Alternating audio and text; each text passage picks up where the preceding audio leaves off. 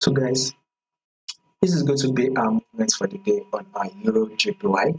So first thing first, if you are yet to subscribe and you are new, not yet subscribed, make sure you click on the subscribe button, like and share, make your comments, and also make sure you follow the Telegram channel so that once we drop one or two updates, you will not miss out on any single update. You'll find the link to the Telegram in the comment section. Now, starting with our trend right here on our EURJPY. What can you say the trends? Remember guys, before you take a trade, first rule you need to know your trend. Second rule, you need to trade with the trend.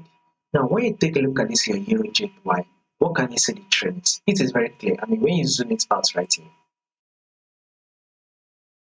Right, this is it right here. When you zoom it out, you see the overall trend on EURJPY, which is to the upside. So EURJPY is literally trending to the upside. That is it. Our overall movement is to the upside. Now guys, pay attention to this movement the market did give us right here. Market then was able to push up to give us an higher high.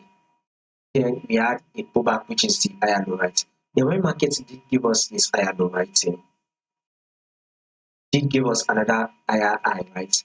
Here is the pullback phase right. The market eventually push up again to form a new higher high.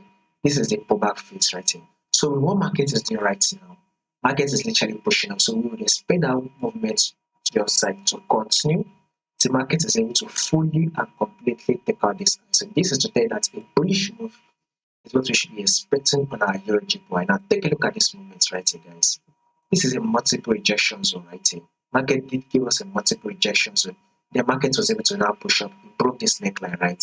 Market literally pushed up and broke this neckline. Now take a quick look at what market did now. Market eventually gave us a pullback. Now with this pullback, right, we should expect market to push up again.